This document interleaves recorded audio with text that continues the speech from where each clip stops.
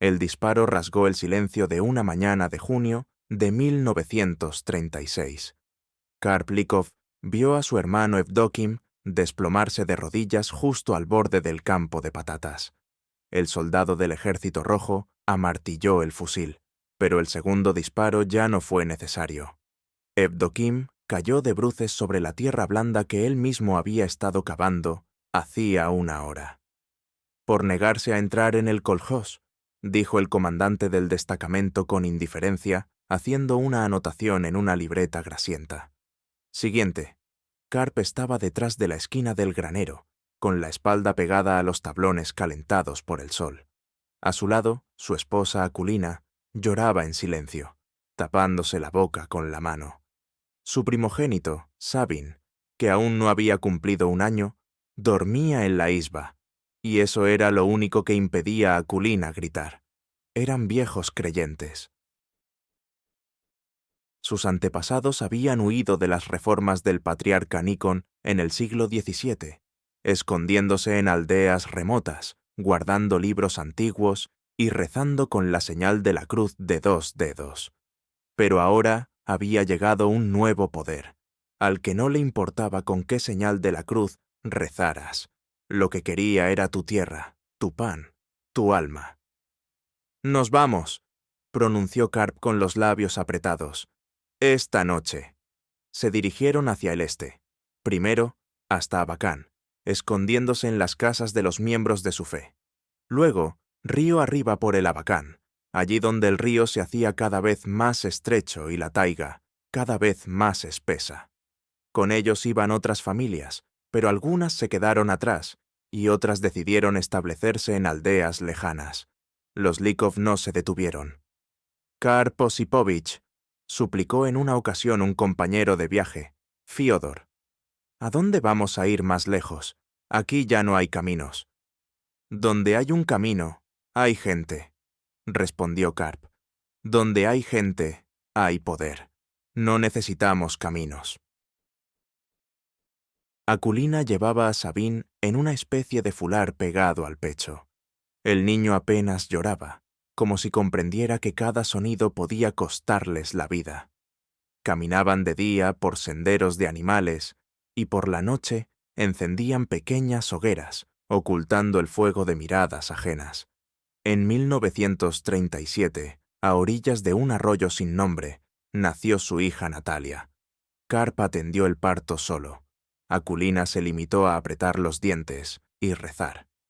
Cuando se oyó el primer grito del bebé, Karp salió de la cabaña y contempló durante un buen rato el inmenso mar de taiga que les rodeaba. «Señor», susurró, «danos fuerzas, danos un lugar donde no nos encuentren». El lugar apareció en 1940, un valle montañoso en la ladera de la cordillera de Abakán, a 250 kilómetros de la vivienda más cercana.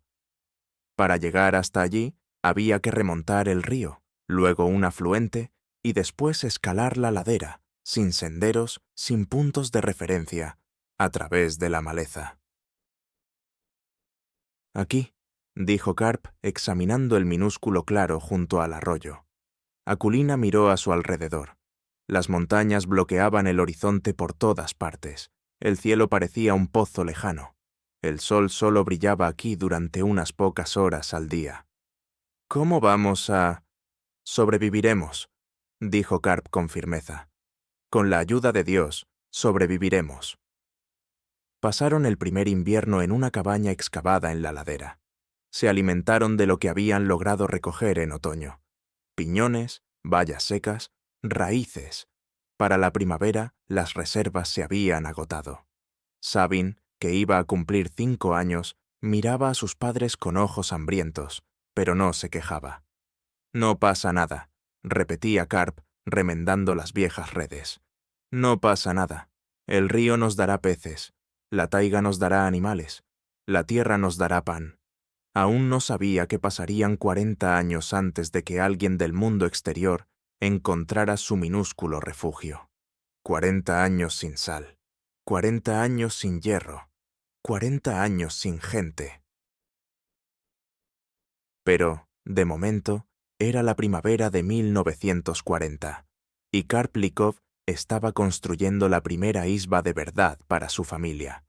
Y en algún lugar lejano, a cientos de kilómetros de taiga, el mundo se preparaba para una guerra de la que los Likov no oirían hablar hasta décadas después.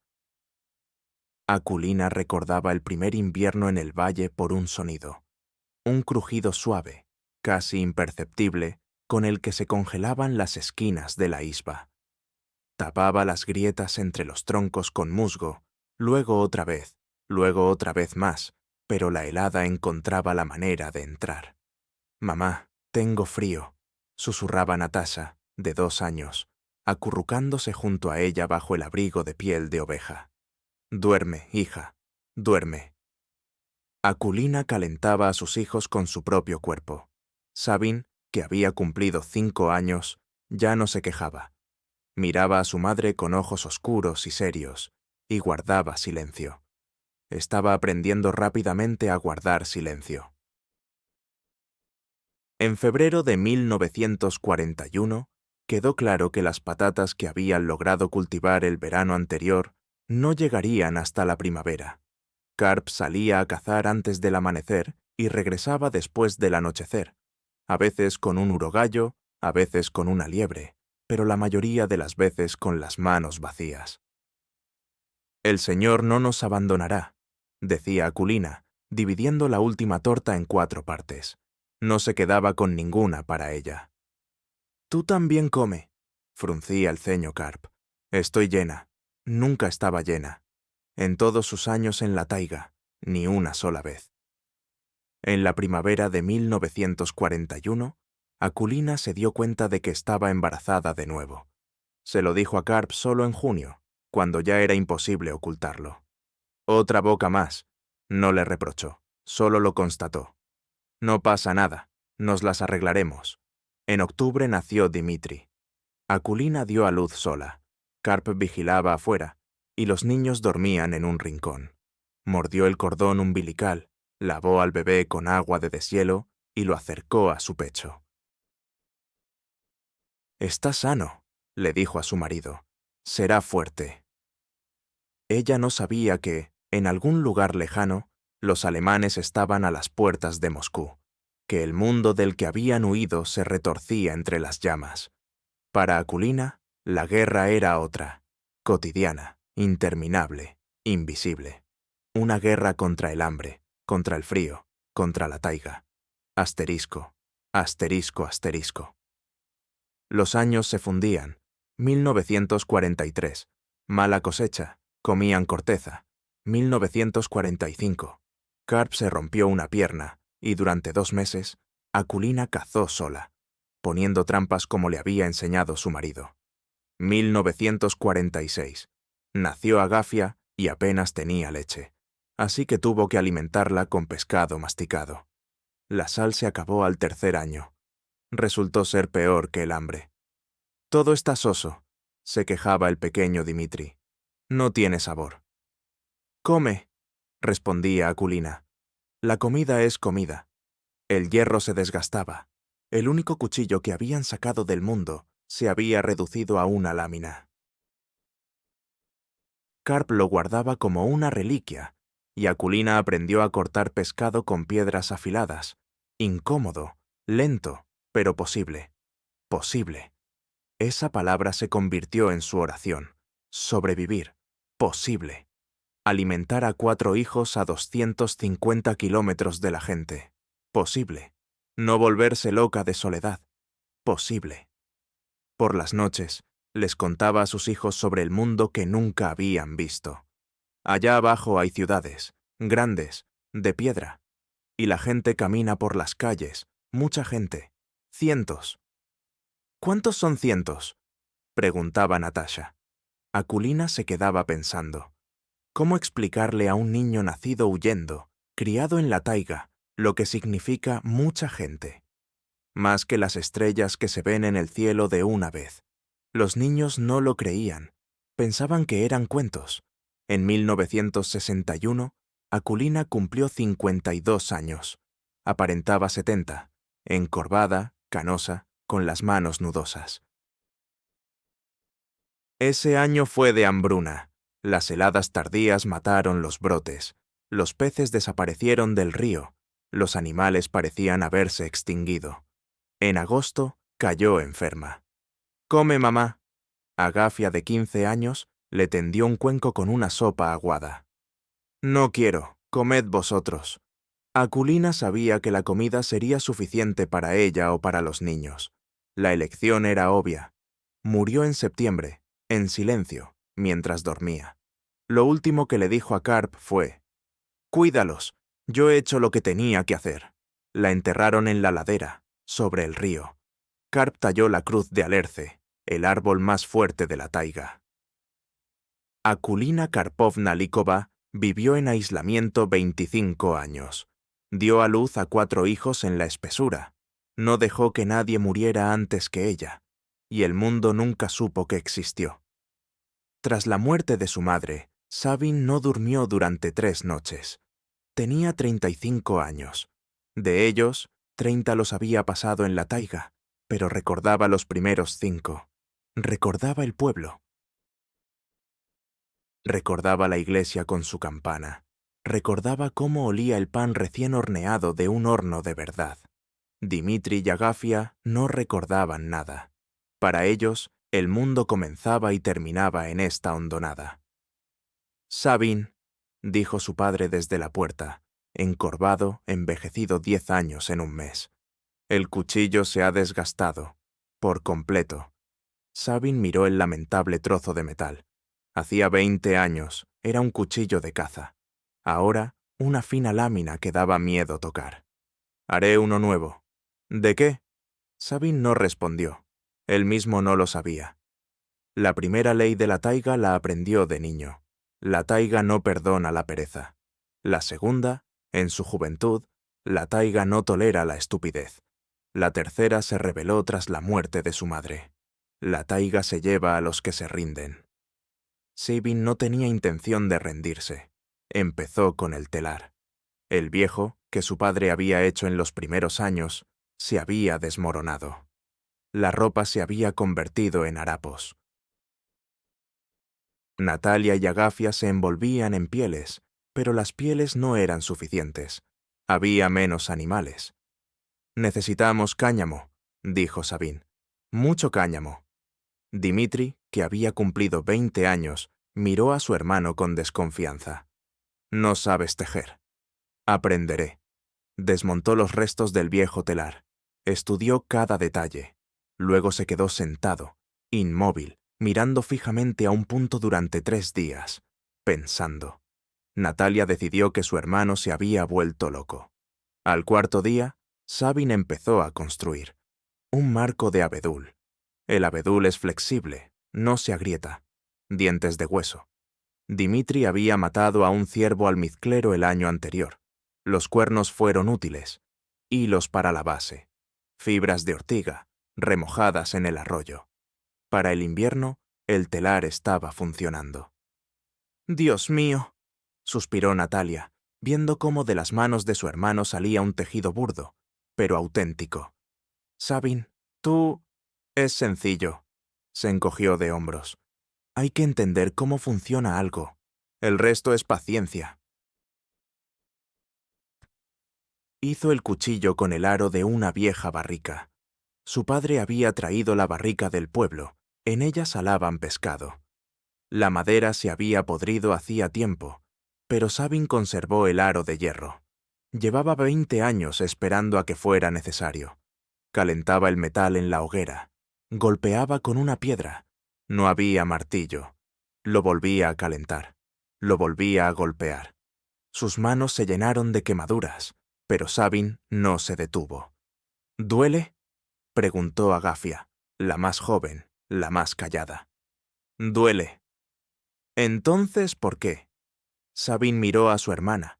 Tenía 16 años. Nunca había visto a otra persona que no fuera su familia. Nunca había oído el tañido de una campana. No sabía lo que era el pan. «Porque si yo no lo hago, nadie lo hará. Estamos solos, Agafia, completamente solos». El cuchillo quedó tosco, pero afilado.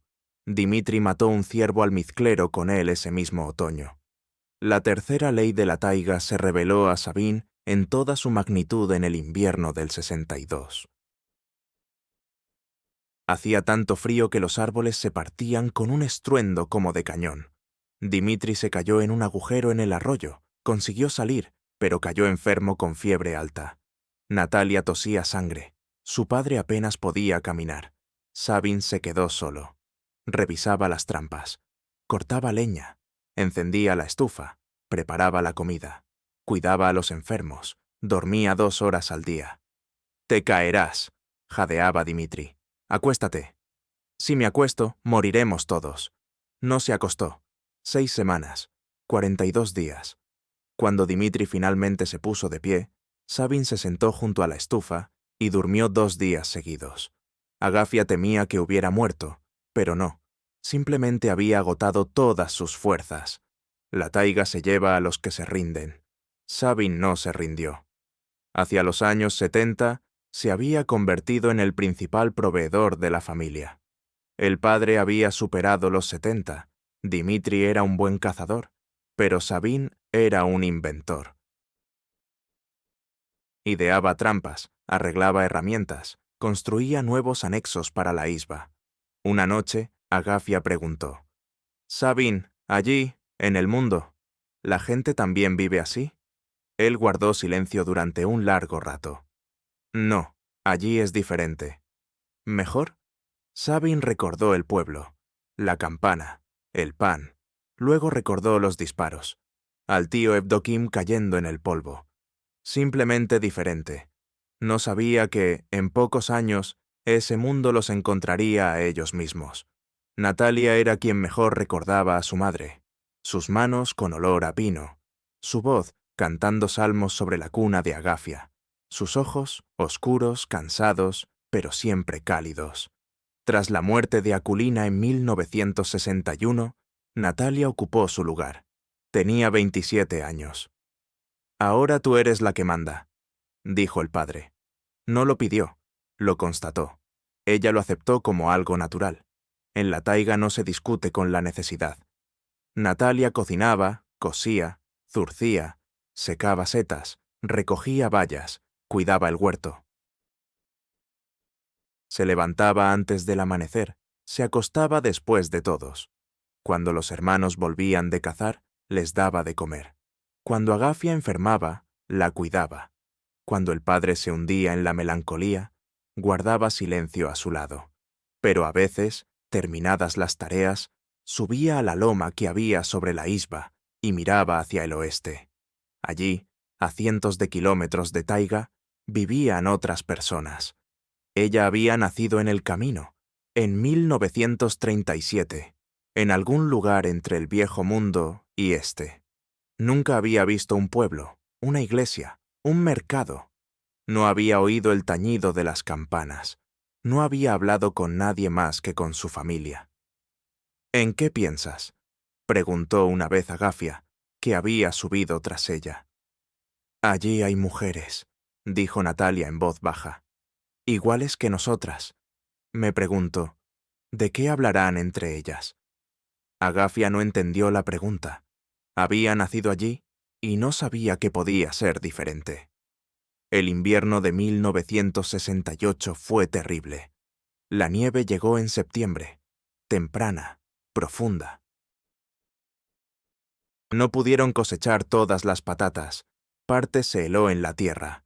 Aquel año no hubo cosecha de nueces. Sabin y Dmitri salían a cazar y regresaban con las manos vacías. En enero empezó la verdadera hambruna. Natalia racionaba lo que quedaba. Un puñado de raíces secas al día. Un trozo de carne seca del tamaño de un dedo, para los 5. Cocimiento de pino para calmar el hambre. «Come», le decía Agafia, dándole su parte. «¿Y tú?» «No tengo hambre». Sí que tenía hambre. Dios mío, cuánta hambre tenía. El estómago le dolía tanto que se le nublaba la vista.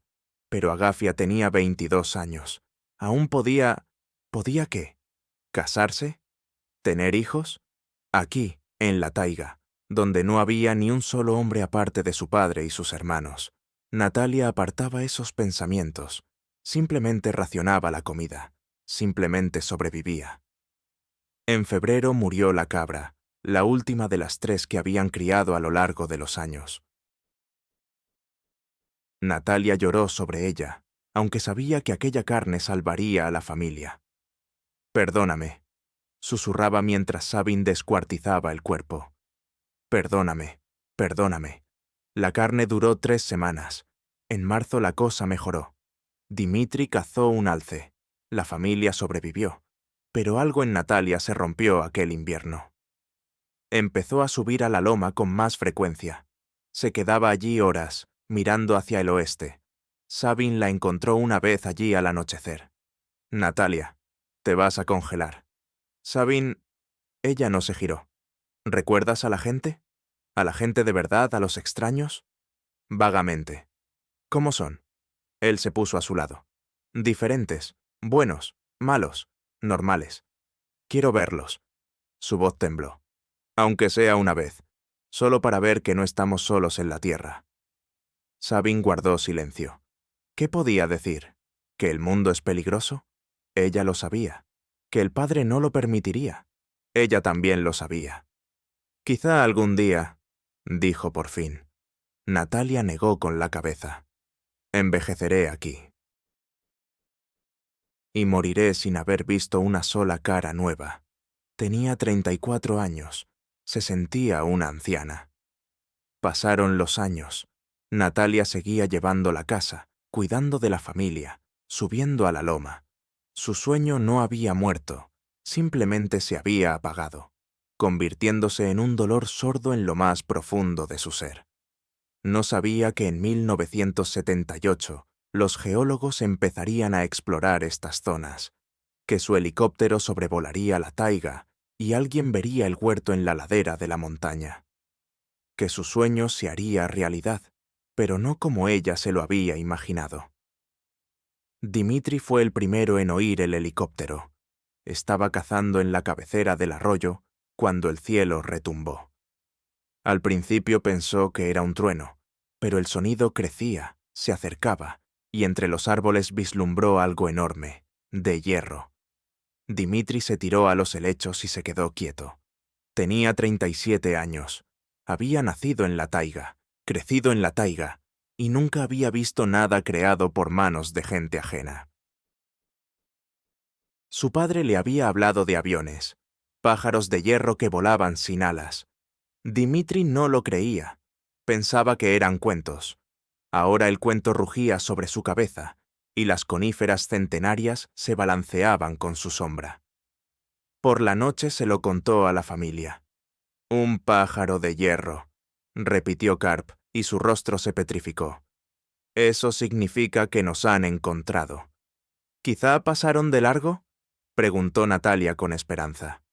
«El huerto», respondió el padre concisamente. «Se ve desde el cielo». Agafia se santiguó. Sabin guardaba silencio, mirando al fuego. Dimitri no entendía su miedo. Se había criado con historias sobre gente mala, allí abajo, pero solo eran historias, como los lobos devoradores de hombres o los espíritus del bosque. Algo lejano, irreal. «Iré a echar un vistazo», dijo él. «No». Karp se levantó de un salto. «Nadie va a ir a ninguna parte. Si vienen, nos esconderemos». Pero Dimitri ya había tomado una decisión.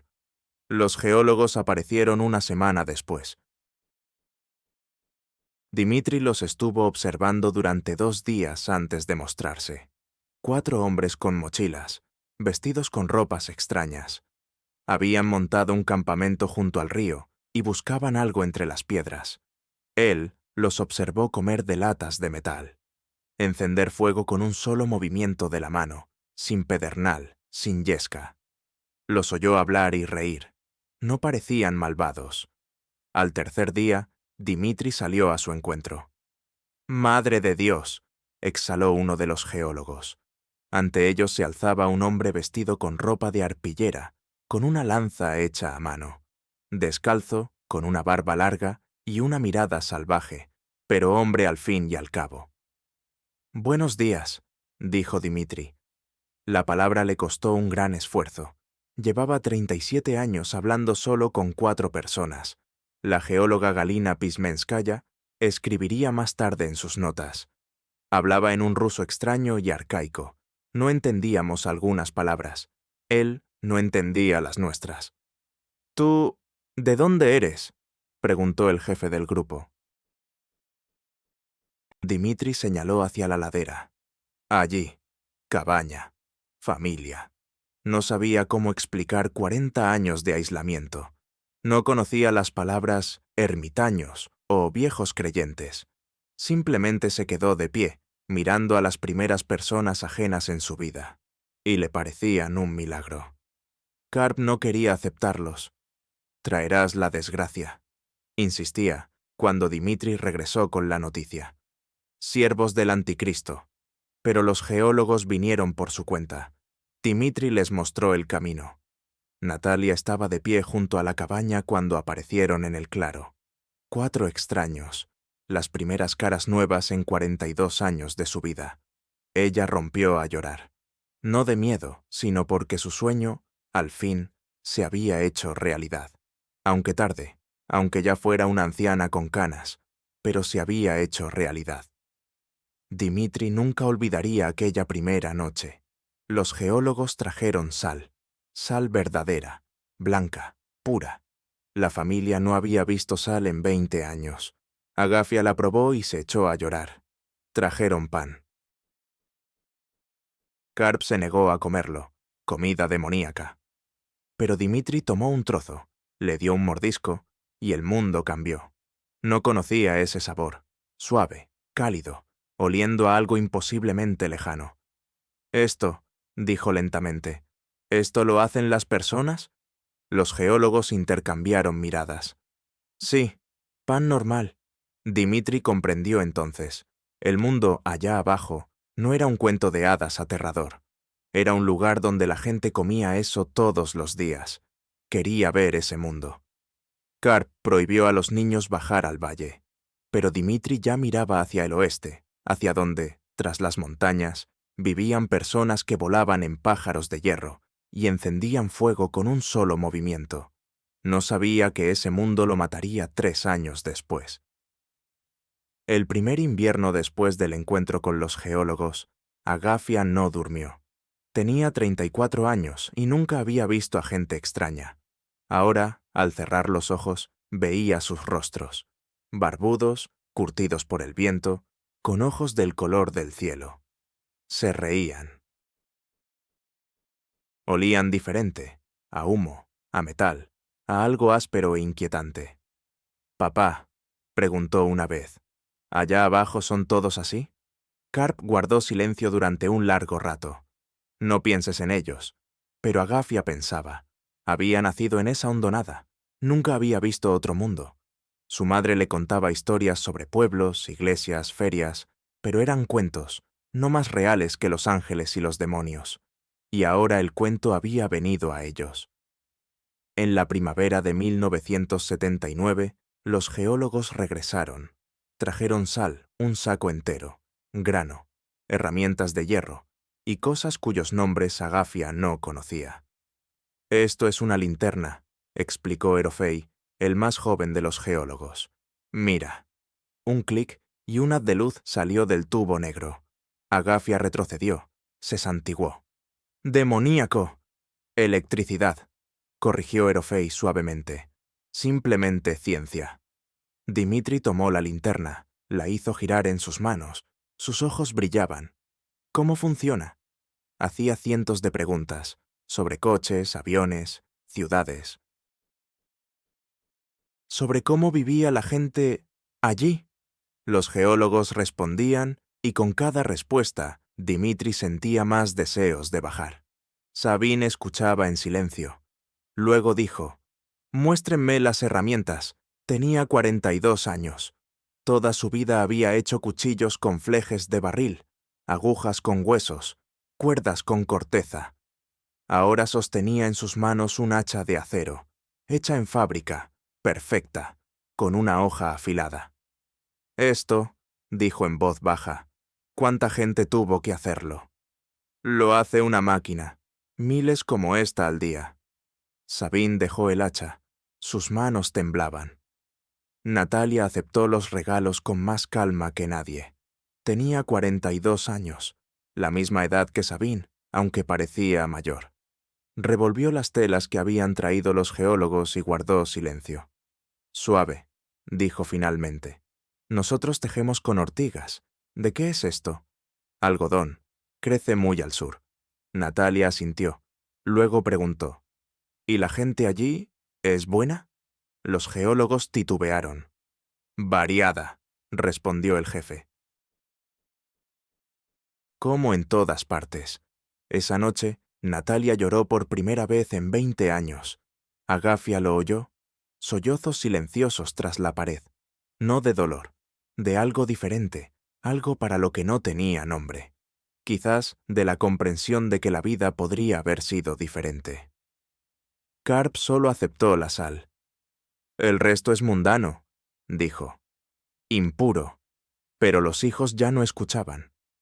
Dimitri desarmaba la linterna, tratando de entender su funcionamiento. Sabine afilaba nuevos cuchillos, comparándolos con los hechos a mano. Natalia remendaba tela para hacer camisas. Solo Agafia se debatía entre su padre y sus hermanos. «Tiatia dice que es pecado. Tiatia se apartó del mundo hace 40 años», respondió Dimitri. «El mundo ha cambiado. Quizás también los pecados». En verano, Dimitri bajó por primera vez al campamento de los geólogos. Volvió al cabo de 3 días con fiebre alta. «Es un resfriado», dijo tosiendo. «Erofei me dio pastillas. Se me pasará». Se le pasó. Pero Agafia recordó. El mundo, allí abajo, no solo traía regalos. Durante 3 años los geólogos vinieron cada verano. Durante 3 años los Likov se acostumbraron a la sal, al hierro, a las cerillas. Durante 3 años Dimitri soñó con bajar, Natalia con ver a otras mujeres, Sabine con entender cómo funcionaban las máquinas. Durante 3 años, Agafia rezó para que todo siguiera como antes. En otoño de 1981, Dimitri cayó enfermo con fiebre.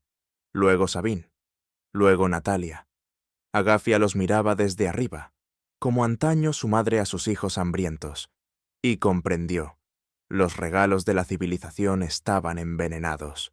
Sus cuerpos, que durante 40 años no habían conocido enfermedades ajenas, no sabían resistirse. El primero en morir fue Dmitri. Se consumió durante todo el invierno de 1981. La tos le desgarraba el pecho, la fiebre no bajaba durante semanas. Los geólogos dejaron medicinas, pero Dimitri se negaba a tomarlas. «Si muero», jadeaba delirando, «será por la voluntad de Dios». No por sus polvos. Agafia se sentaba junto a su catre, cambiándole los trapos en la frente. Dimitri era el más fuerte de todos ellos, el que cazaba alces, el que primero se acercó a los extraños, el que soñaba con ver el mundo. Agafia, la llamó una noche. He visto sus ciudades, en sueños, luces hasta el cielo. Hermoso. Duerme, hermanito. Solo lamento no haber llegado hasta allí. Murió en febrero de 1982. Tenía 40 años. La tierra estaba congelada a 2 metros de profundidad. Karp y Sabine picaron la tumba durante 3 días, turnándose. Agafia leía el salterio sobre el cuerpo, envuelto en una tela tejida en casa. Natalia no se levantó. Ya no tenía fuerzas. «¿Por qué ellos?», le preguntó Agafia a su padre después del funeral. «¿Por qué no yo?». Karp guardó silencio durante un largo rato. Luego dijo, «Tú fuiste la que menos cogió de ellos, la que menos comió de su pan, la que menos tocó sus cosas. No era verdad, y ambos lo sabían». Agafia también comió pan, también tuvo en sus manos la linterna, pero su cuerpo, por alguna razón, resistió. O quizás Dios la eligió para otra cosa. Sabine aguantó hasta octubre. Durante toda la primavera y el verano trabajó como siempre. Reparaba herramientas, ponía trampas, acarreaba agua. Solo que tosía cada vez más y por la noche apenas se mantenía en pie. «Tengo que terminar el tejado», decía, «antes de la nieve». Descansa, le pedí a Agafia. Después. El después no llegó. En septiembre, Sabin cayó enfermo y no se levantó más. El telar, susurraba en sus últimos días. El telar, cuídalo. Llevo 20 años construyéndolo. Lo cuidaré. Y el cuchillo, del aro de hierro, ¿te acuerdas? Me acuerdo. Murió en silencio, mientras dormía. Tenía 51 años. Natalia vivió hasta el invierno. Casi no se levantaba, pero hablaba. Mucho, apresuradamente, como si temiera no tener tiempo suficiente. ¿Recuerdas que te contaba cosas sobre mamá? ¿Cómo nos alimentaba en el año de la hambruna? Recuerdo. Ahora lo entiendo. Ella sabía que iba a morir, y aún así, daba. Natalia miraba al techo, a las vigas ennegrecidas por el humo. Toda mi vida quise ver a otras personas. Las he visto. Y mira. No digas eso. Agafia. Natalia giró la cabeza, y sus ojos se llenaron de lágrimas. No me arrepiento. ¿Oyes?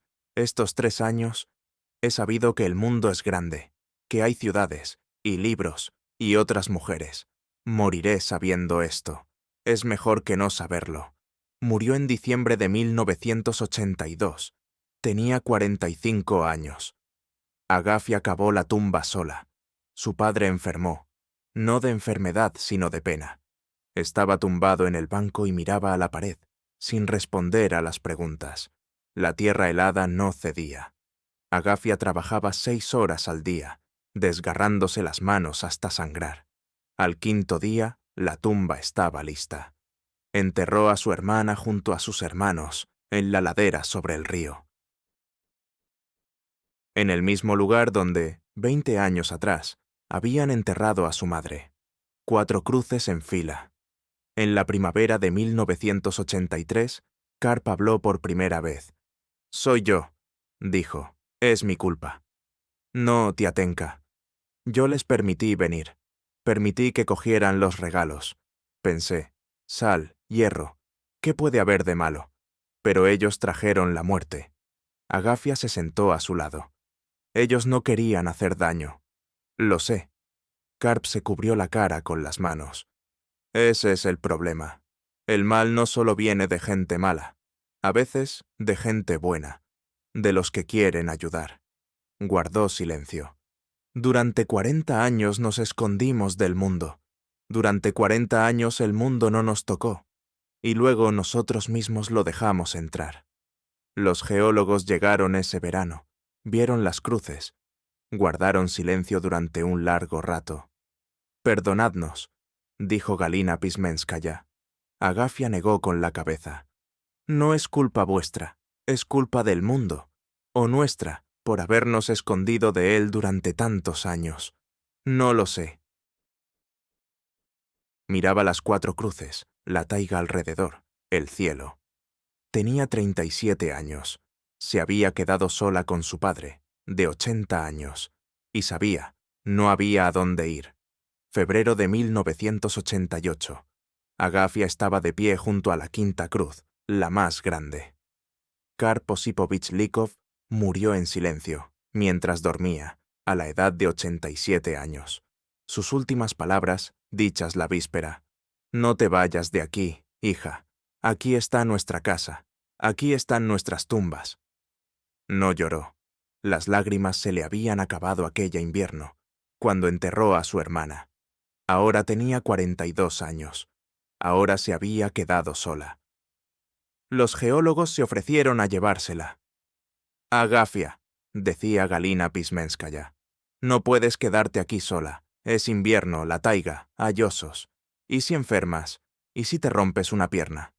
Dios no me abandonará. Pero la gente, podrías vivir entre la gente. Hay aldeas de viejos creyentes. Te acogerían». Agafia negaba con la cabeza. «Allí está el mundo». «Y yo no sé vivir en el mundo», señaló las 5 cruces. «Ellos están todos aquí. Mamá, Sabin, Mitya, Natasha, Tiatia. ¿Cómo voy a abandonarlos?» Pasaron los años. La Unión Soviética se disolvió. Agafia se enteró por unos visitantes y no entendió qué significaba. Vinieron periodistas, hicieron películas. Ella respondía a las preguntas con paciencia, como se les responde a los niños. ¿No te da miedo estar sola? ¿Y a qué voy a tener miedo? La taiga es honesta, no engaña. ¿No te aburres? No hay tiempo para aburrirse. Las cabras, el huerto, la oración. El día es corto. ¿No quieres ver el mundo? Las ciudades, el mar, otras personas. Ella se quedaba pensativa. Quise hacerlo una vez.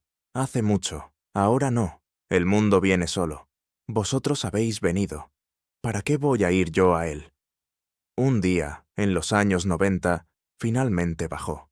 La llevaron a la ciudad. Le enseñaron las tiendas, los coches, la televisión.